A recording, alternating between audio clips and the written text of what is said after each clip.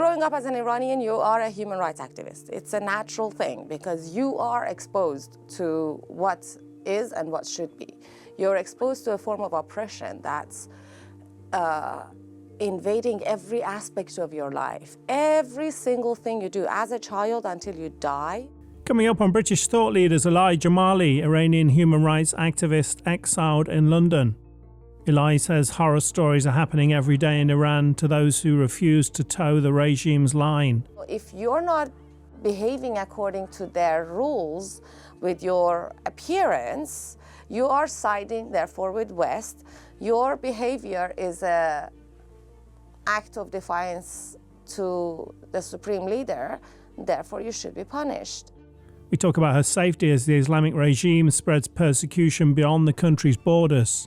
Salman Rushdie's fatwa was given out in the 80s. It was carried out a few years ago, less than 2 years ago. The same people who carried out that kind of fatwa have given a fatwa to me, have given fatwa to so many other Iranians here in London. They genuinely believe they have the right to take our lives.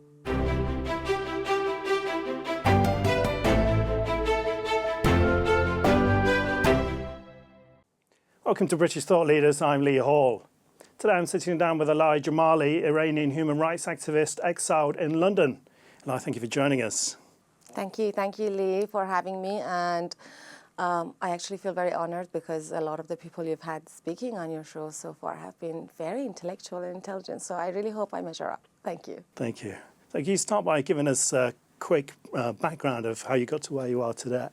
Yes, sure. So I was given a chance at life and asylum in the UK when I was 13 with my family because we fled Iran from extremist Islam. The extremist Islamist group, the government of Iran, the Islamic Republic. And in doing so, it meant a new life, completely different from where I was raised in Iran, and exposure to a whole different culture, which came with a lot of shocks, believe it or not, because running away from extremist Islam and the culture that's imposed on Iranians inside of Iran is very different to what's here. Also, it's very different to what is represented in Hollywood, at least in the 90s when I was growing up. I mean, in terms of life, generally is different in Iran and in the West. So you come with this idea that when you're in the open, free society of the West, you will not be exposed to Islamist extremism. You're going to be free from that. You're going to be safe from it. That was not the case. That was not at all the case here, and I fear for the future of the UK, and I fear for the future of the Western world, the free world, because I'm seeing exactly what happened in Iran 45 years ago with the merge of, or the marriage of what the Iranians, they call it the black and the red, which is the extremist Islamist and the very extremist far left Marxists. When they formed an alliance, they destroyed Iran along with it. And that very movement and ideology and culture is now being brewed and lived here. And after 24 years of being exposed to it every day, there are times when, especially as someone who thinks they're a human rights activist and they think that, like myself, I'm speaking all of this as based on my own personal experiences here. Growing up as an Iranian, you are a human rights activist. It's a natural thing because you are exposed to what is and what should be. You're exposed to a form of oppression that's invading every aspect of your life. Every single thing you do as a child until you die, it's being controlled and fully focused by the government that's ruling the country. So it's not really a government, it's more of a cult. And it's a cult of abusive, very crazy extremists who are holding an entire nation hostage using intellectual words, and the rest of the world is just allowing this to happen just by appropriating it, constantly allowing it, making room for it. Why? This is not open-mindedness. This is not intellectualism. This is not freedom of thought. This is giving room to perpetrators of hate. It's giving room to terrorists to grow and invade healthy societies, and then go in and, in a grassroots manner, indoctrinate. So what I see from the youth of Iran and what I see from the youth of here is in complete contrast of one another. Iranian children are trying so hard. They are dying. They are giving their lives in order to be freed from this so-called incredible new democratically chosen Islamic Republic that came about with the very full and strong support of the West and open-minded intellectuals with the Marxist ideologies in the West, who thought, oh, you know what, this is the new way. The Shah is really, really, truly, he's too attached to the historical past of Iran, and the historical past is far too regressive and colonial in manner that we have to stop the Shah and replace him with a crazy narcissist dictator named Khomeini. And the whole of the international community has been poisoned with this now. It's an absolute poison. When the Shah was in power, Iran was growing just like any other country in its time. It was developing into the modern world that we are living in. And it had opportunities and it had links and bridges within the rest of the world. We see the pictures on the social media, Iran before the regime and after. Exactly, the Islamic Republic and Iran now. So Iranians inside Iran, they know what they've lost. Growth was happening. There was this huge spirit of revolution all over the world when the sort of next generation after World War II had gained some sort of comfort. They decided they want to kick the establishment in the face and bring about change. And in order to do that, they had to get rid of the Shah. It doesn't make sense. Just because the Shah was deep-rooted in Persian history, culture, and heritage. Yeah, those are good things, right? Those are very good things. They had to destroy that. So one part of the Middle East that was rooted to light and growth got replaced with a part of the Middle East that has now become the cancerous tumor of terrorism while destroying Iran and Iranians. I mean, if you look into this is all public records. On 5th of November 1979, when the Iranian students took over the American embassy in Tehran, their demands are only the demands of the PLO. Nothing to do with Iran. Absolutely nothing to do with Iran. So this movement chosen by one extremist group of Arabs destroying Iran to destroy two non-Arab nations in the Middle East. Why? And the West allows this. Is this racism? Is this colonialism? I don't know what this is. Honestly, I am baffled that this happened and the world allowed it.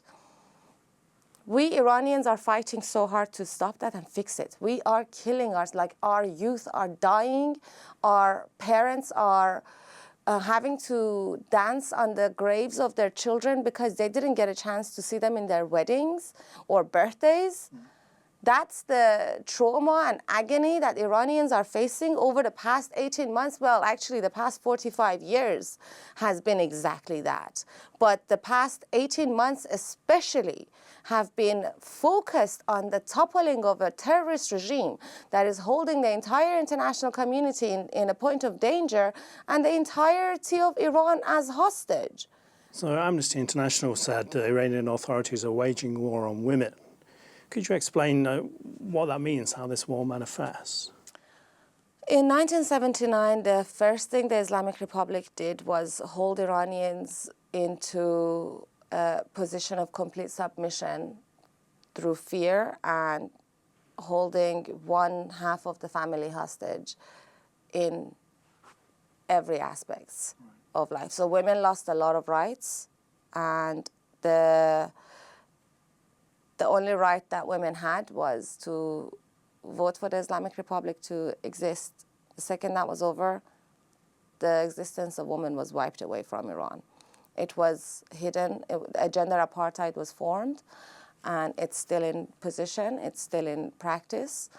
A woman has less right to her existence and life than different parts of a male body according to the Sharia law. Law became lawless in Iran, and women became the first victims of that. And when women are the mothers of society and they're being attacked, the whole society is being attacked. The entire family is being attacked. But in order to, I don't know what happened to the Iranian man's spirit when they saw their mothers and daughters and sisters and grandmothers be subjected to such humiliation. Anybody who fought against this was executed. Anybody who said anything got punished in the worst ways, so that Iranians had only two choices: either join the crazies who have taken over the country or be oppressed by them. Majority of the country chose to not join them and still are being oppressed but exactly the very same way the Nazis were also embedded in the German society and surrounding countries. They were normal people. They were everyday people who had families, homes, studied, they liked music, they had parties. They were just ordinary human beings, yet they did those monstrous acts against the rest of the world, against the Jews, against disabled people, against different religions. When the Islamic Republic came into place, they didn't just go after the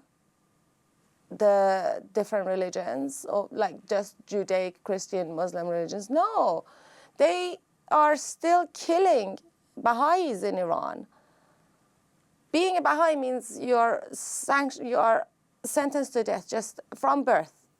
So what's Baha'i, please? Baha'i is a branch of modern Islam that's actually flourished in Iran, and it's now, funny enough, their biggest gardens is in Israel.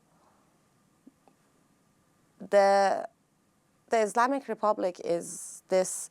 So the Islamic Republic were a bunch of mullahs who were very extremist. They didn't have any education. They only had hate in their lives. They teamed up with the communists to the party and the Marxist Muslim group called the Mujahideen Khalq, the People's Army, which is being led by another criminal named Maryam Rajavi, currently outside of Iran. So they're an army in exile, and they are a cult. They caused a lot. They took part in a lot of terrorist attacks in Iran against Iranians, and they joined Saddam Hussein to fight against Iran and Iranian people to take over, supposedly, their lost revolution. These people don't care about reality. They don't care about your rights. There's a couple of terms I was hoping you could clarify for us. I mean, one is the morality police, and the other is the Noor plan. So the Noor plan is an insult attempted by the Islamic Republic to, you see, the Pahlavi dynasty, the Pahlavi monarchy, is the most popular and loved opposition chosen by the people. According to a lot of the polls, I don't want to speak on, I'm not advertising for anyone. I'm, as an Iranian who sees and is listening to and is actually reading trends, this is the truth. A lot of people don't want to talk about this. The very left that's being facilitated to take over here is also facilitating this move to just constantly fade out the Pahlavis still, as if the Islamic Republic is not their enemy and the existence of Pahlavi is their biggest threat. And these are still part of the opposition against the Islamic Republic, but they're very weak. Because of the political party. Because of these yes. Right. And Iranians inside of Iran are always calling out for the return of Pahlavis. Now, Crown Prince Reza Pahlavi has a daughter. His eldest daughter is named Noor, Princess Noor, and Noor means light in Arabic and Farsi. The Islamic Republic, after killing Mahsa Amini, a woman who simply existed, she wasn't resisting, she wasn't holding propaganda according to what the Islamic Republic calls our movements, propaganda movements. She wasn't holding any propaganda poster against the regime or anything. She was covered up quite a lot, actually, compared to so many different styles and fashions that we are seeing coming out of Iran. And she was just walking with her brother, visiting Tehran. She was killed simply for being a woman. That triggered, and she was killed by the morality police. So this is morality police has been placed in position. It's an extra hand from the IRGC, the Islamic Revolutionary Guards Corps, and their movement is to expand and spread and make sure their ideology is being practiced.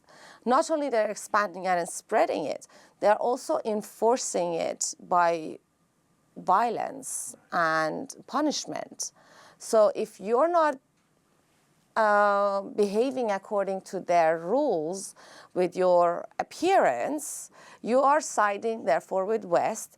Your behavior is an act of defiance to the supreme leader, therefore you should be punished. That punishment could be anything from beating you up in the streets, dehumanizing you and raping you in the van and killing you, to what we are seeing right now. And the horror stories are endless.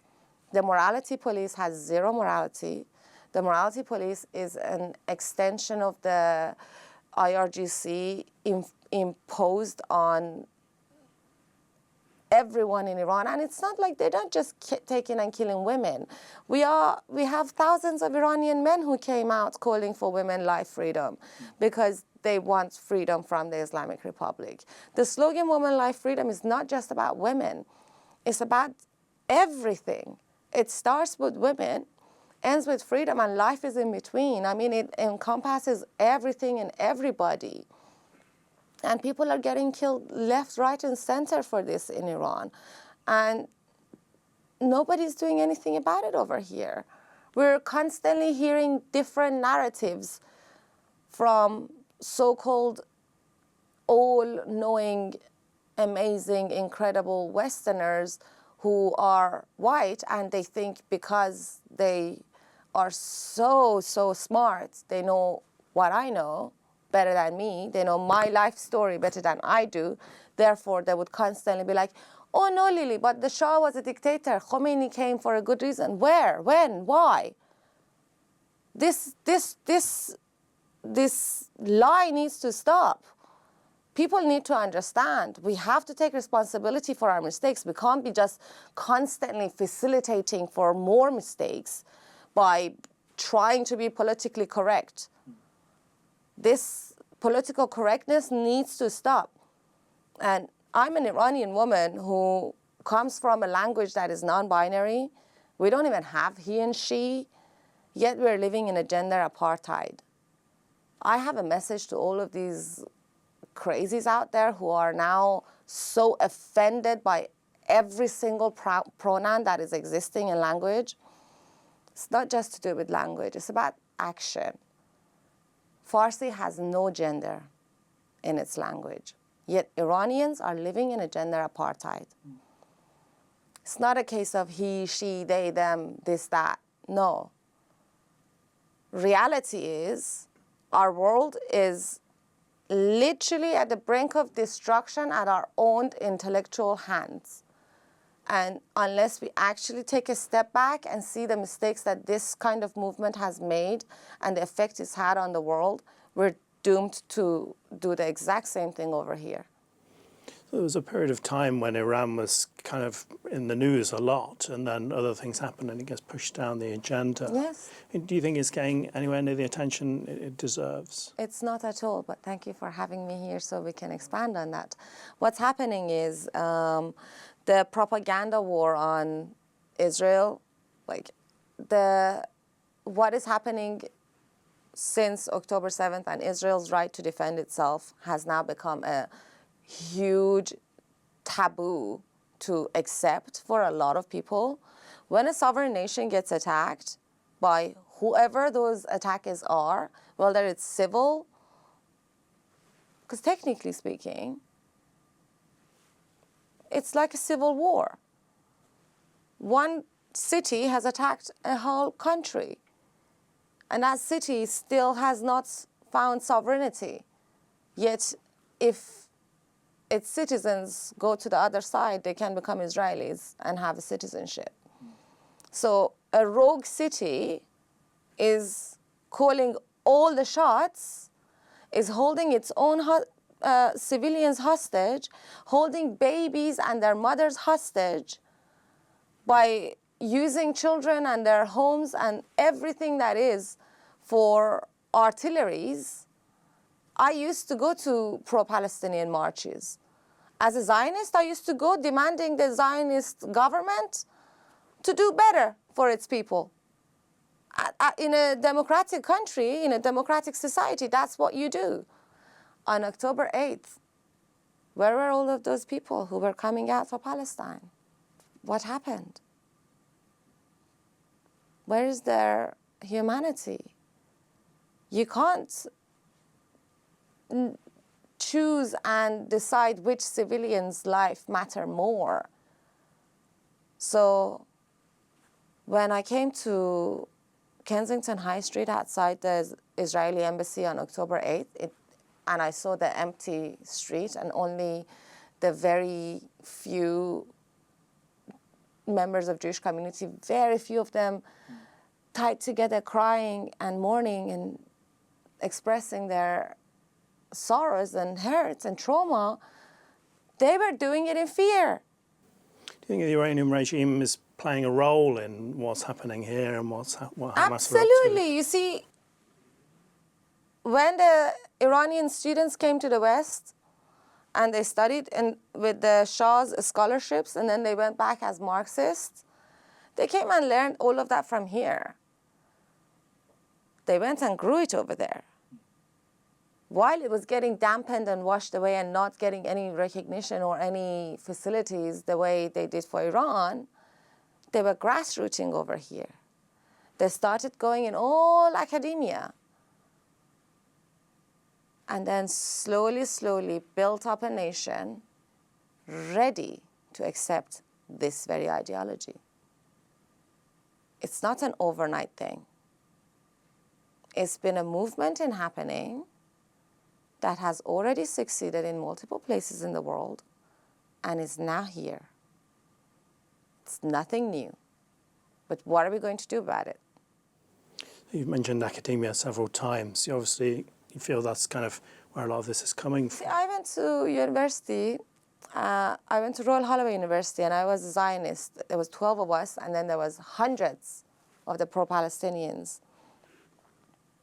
There was no dialogue. There was no dialogue.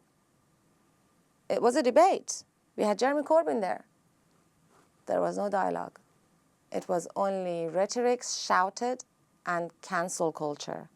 And that was it. And bullying. That is what we're dealing with. I cannot leave my house. Like the fact that I came here, for about 2 minutes, I was out of the car because the driver couldn't park right where I needed to come out. So coming out of the car and walking to the studio, my heart was just like this. And that's here in Westminster, right where all of the government and biggest security in the UK is. Yet here in the streets of Westminster, I've been handed fatwas against me, just for saying no to Islamic Republic, for saying Hamas is a terrorist, for saying October 7th did happen. Now apparently I'm it's hilarious, one of their idiotic papers, like the propaganda papers that the Islamic Republic has in the West, it's called Press TV. They've done a few articles where they have championed us as the marshalling arm of the Zionist army out there to destroy the pro-Hamas, as pro-Palestinian movement, and we are the arms of Mossad and we are getting paid and this. And I'm like, no one's asked me for a bank account. I mean, am I doing this for free? What's going on here? They are crazy, just crazy. The kind of like language and rhetoric they use is just so medieval and so old and so aggressive. You can't even bridge a communication with them. So what are we going to do? Yeah. Last year, the head of MI5 warned about Iran-backed terror attacks in the UK. I guess from your point of view, that seems like a very real thing to be warning about. Before we continue on this, it's very important that we know that Iran-backed is not correct. Islamic Republic-backed. Iran is the country and the nation of Iran. The Islamic Republic are the captors of Iran. They are an illegitimate government that is being treated like a legitimate government by the international community, because no referendum in the world other than the Islamic Republics on April Fool's Day of 1979 has ever had 98% yes. No society is that in tune with one another. The human body is not. I mean, our cells that form our existence is not that in tune with itself. That's why we get sick. Yet we have apparently so many millions of Iranians come and say yes to Islamic Republic, held at gunpoint, by the way, by the IRGC, and that 98% is now a valid answer. So yes, the Islamic Republic is now the government. But to remind the international community, the Islamic Republic was apparently a temporary government that came in to handle the takeover after the Shah. There was supposed to be further actions that just didn't take place. So even now, even though 45 years has passed, legally speaking, the Islamic Republic is still a temporary government. So when people, every time people uprise, this very temporary government executes and kills people and rapes people and tortures people and keeps, like we have students who've been in custody for 10 years, 15 years, 20 years. They went in as teenagers and they're still not out. Like you can see through their hands because of the lack of sunlight. Like the Holocaust terrors that you see in the Holocaust Museum, that happens in Evin. It's insane. The level of inhumanity, the level of violations that these people have against Iranians is unnatural. It's so inhumane that the West just cannot even fathom it. So when the BBC comes and puts a report out, it's so sugar-coated regarding Nika Shah Karami's last moments. It's just atrocities that took place against that young girl are so much worse than what they're showing here. The atrocities that are happening in the prisons of Iran are so much worse than what they're saying over here. And I don't know, unless we actually do something to really, really confront the Islamic Republic for their violations and confront the movements that we are seeing grow over here and do something about that, honestly, it's going to be too late, because if we have the 45 years of the Islamic Republic with all of the sanctions they've had on themselves, with the access to very little technology compared to the rest of the world, and they've managed this, imagine their terroristic ideology here with technology, with access to all of modern life.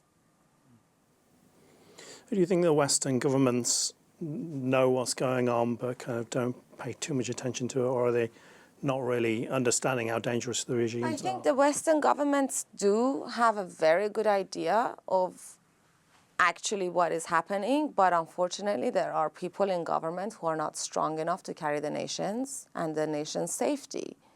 Like, for example, in America, every 4 years, you can have a new administration come and destroy everything the last administration did. Over here, we have a conservative party that's messed up so much that people refuse to come and vote for them anymore. And now we have Islamists coming out saying, down with the Zionists to a Zionist nation. If England didn't help Israel come into existence, England would not have been a Zionist country, right? But England did help Israel come into existence. The British mandate formed that. We have 13 MPs coming out saying down with Zionism. 13 MPs that are part of the body of this country, the government, the ruling body of this country. They have power. As MPs have the power to change the constitution. They can bring in Sharia law. We could have child marriage in this country. Why is that okay? I don't have anything against Islam, because I've been raised in both religion, both Islam and Christianity. I'm an atheist, by the way. I don't have any of the sort of religious beliefs. It's more philosophy and Zoroastrianism more than anything. But I've lived with Muslims. I've lived with Iranians. I've lived with Arabs. I've had friends from all kinds of backgrounds. Normal, everyday people are fine. They don't want to hurt other people. But extremists in any form are crazy. But extremists in Islam, they genuinely believe they have a right to take one's life.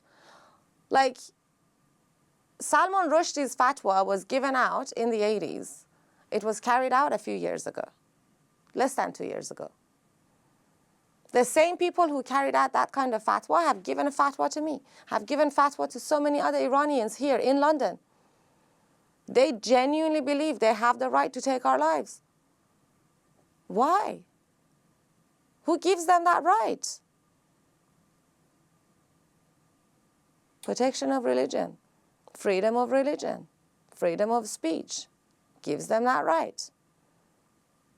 Apparently now you're free to incite death.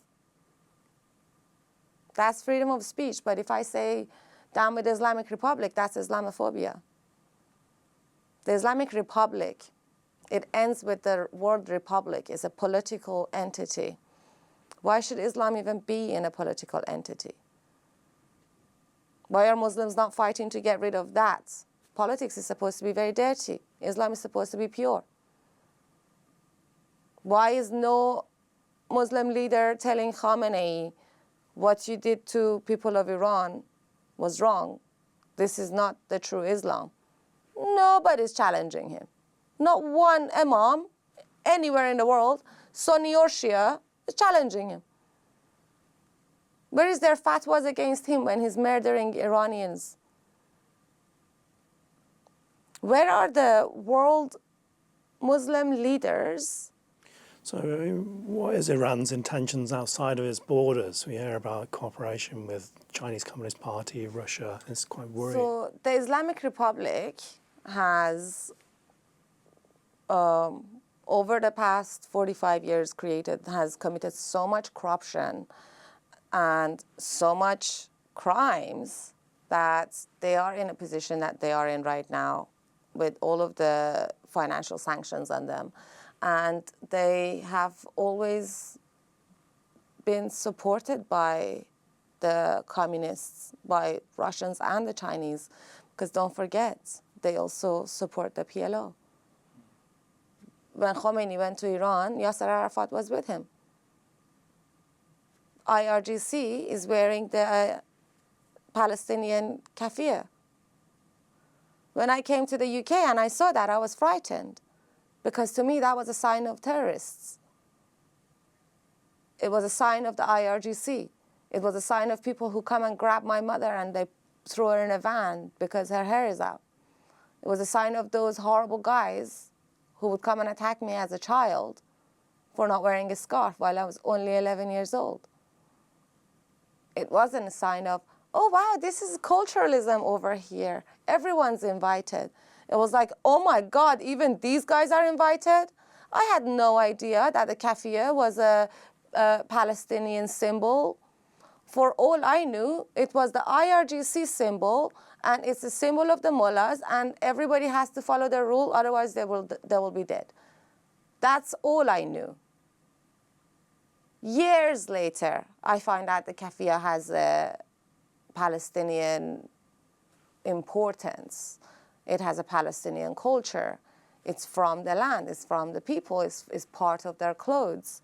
But their clothes is being used as a political expression for terrorism. And I don't know, I'm just really like baffled at all of what's happening right now, really. Because I started doing what I do for Iran against the Islamic Republic on a full-time, everyday sort of level. Like, it literally became my life after Mahsa was killed. It traumatized me to the point that I thought there is absolutely nothing I will do until these guys are out. And I really, truly dedicated myself to that. I worked with so many people who are working so hard on this, both Iranian and non-Iranian, a lot of well-intentioned people. But all of that effort just turned into, oh wow, were we just a pretty cause for some people who wanted to just feel good, to think they're so international, they know everything. They even know about how women in Iran are under threat. Well, do something about it. Do something, you can. I'm doing something. Any one of us can. Do you feel like Iran was in the spotlight for a while, the Uyghurs were in the spotlight for a while, and then it just disappears? It's almost like a kind of short virtue signaling time, and then it's gone. Absolutely virtue signaling, because the thing is, the intentions of you, many times you've asked me this about the intentions of Iran as in Islamic Republic for outside. The Islamic Republic's entire existence is corruption, money, and lies. Any cause to get away with what they do. And the best way they can do what they do is by lynching on and hanging on to a cause that's full of victims.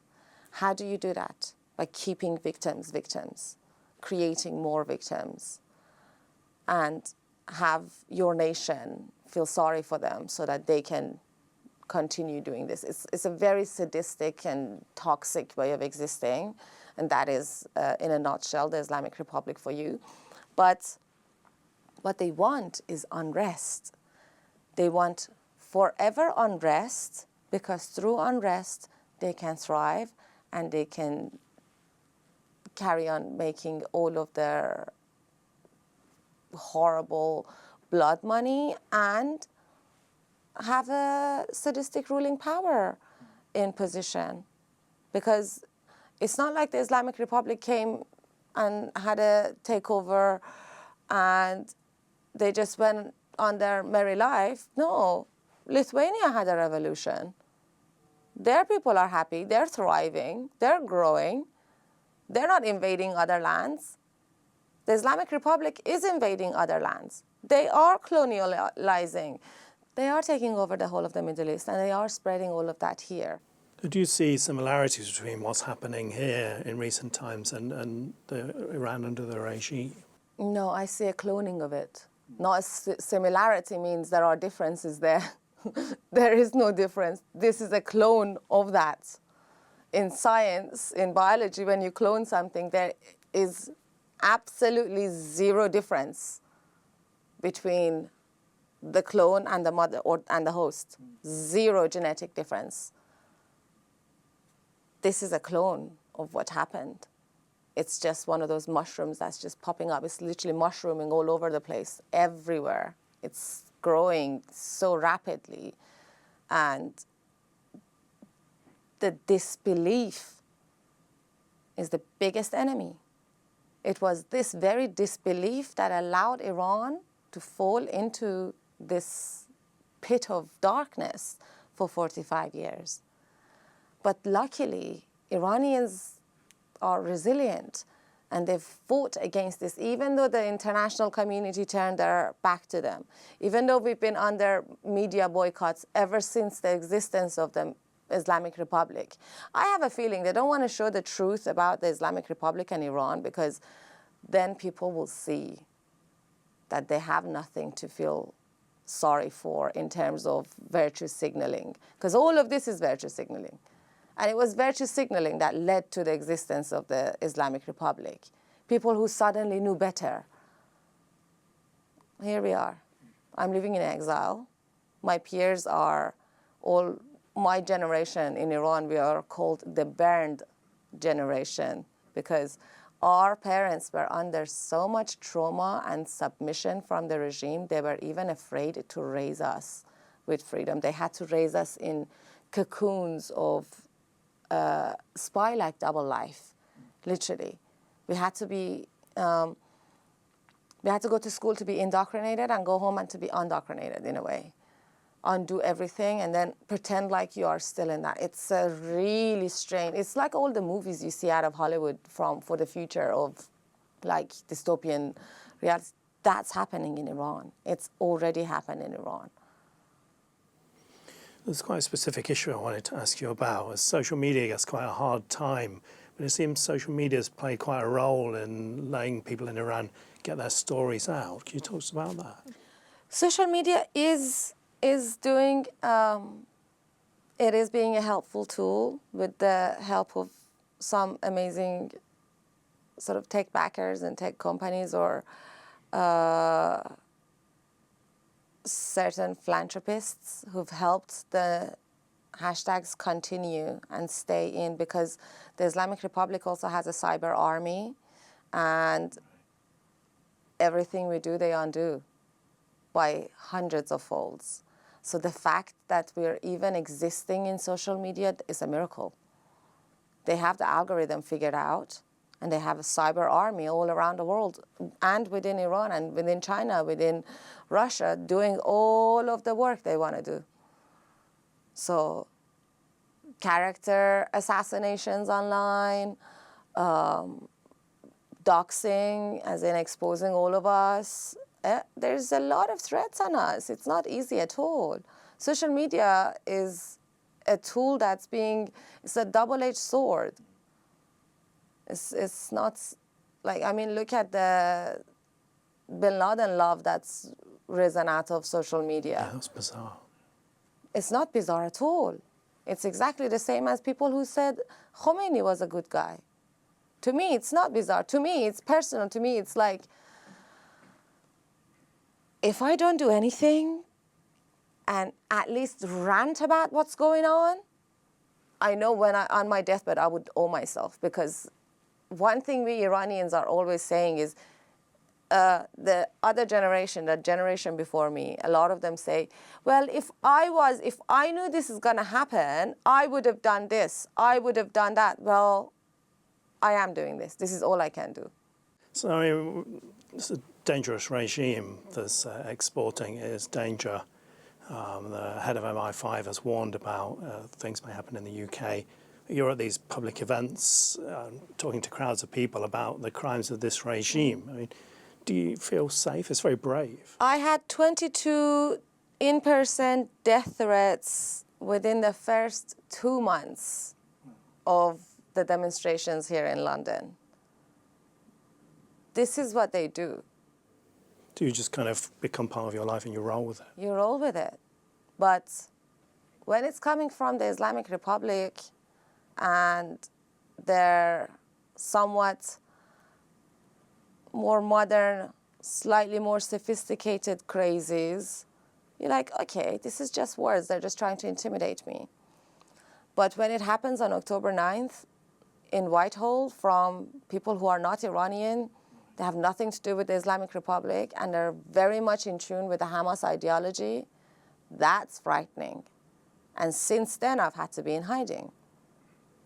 I went from doing what I do 365 days every day to literally going to hiding.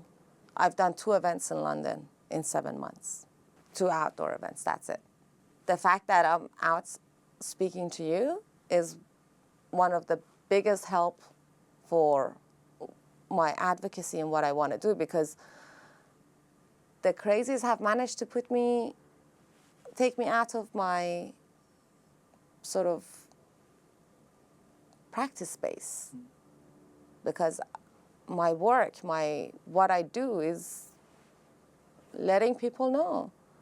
And it's not that, oh, I know you don't know. It's more that the narrative you've been presented with is not true.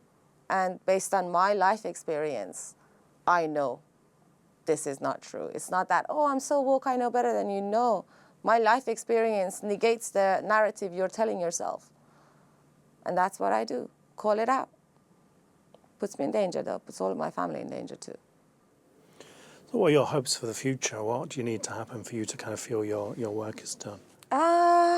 Well, my hope for the future is that the Islamic Republic meets its end. It is officially fallen, and it's going to happen with the real work of people of Iran and, of course, with the help of international community, because every takeover, every government fall or regime change requires international efforts. I don't mean invasion of Iran by any foreign entity or military coups or things like that. If there's going to be a military coup in Iran, it has to be at the hands of Artesh, the Iranian military, and the Iranian people. But I do hope, before it's too late, that change happens, because if the Islamic Republic stays in place, the rest of the world is not safe. Already the Islamic Republic's hands have reached this country. For a year, I campaigned to place the Islamic Republic's Revolutionary Guards Corps in the terrorist list, international terrorist list in the UK and in Europe. But that hasn't happened yet, because apparently financial ties with a terrorist group is more important than UK citizens' safety. We are seeing indoctrinations take place here in the UK. We have reported this time and time again. There is an Islamic center in Maidaville that has now changed management, but still the same entity, still the same place, same access to the Islamic regime in Iran. And they have committed so many crimes against people in Britain just through indoctrinations and actual physical acts of violence against people. Yet that's being allowed here. So we need to put a stop to that. We need to call out the Islamic Republic's activities in this country, and we need to stop them. We need to call out the diplomats of the Islamic Republic, as they did for Ukraine. We can't have Ukrainian flags all over Whitehall and then be handshaking with IRGC, who are selling the drones to destroy Ukraine to Russia. It doesn't work like that. You can't kick Russia out and then keep Iran in. Yeah, sure, Iranian people, fine. The Islamic Republic is the enemy of Iran and is the enemy of the UK. So this government, like this, the UK really needs to start paying attention and taking action in the right places. It's not about pleasing just one group of sophisticated speaking sounding people. It's the safety of the country and the international community that's at play here. So we need to place the Islamic Republic in the place that they need to be, in international courts, to answer for their crimes against humanity, especially Iranian people. And we need to place the IRGC in the terrorist list so that the Islamic regime gets weaker and weaker. And hopefully with that, Iranian people, through the help of the international community, hopefully buffered through the diaspora, help Iranians reach the goal of toppling this regime. Elaaheh Jamali, thank you for joining us. Thank you. Thank you for having me.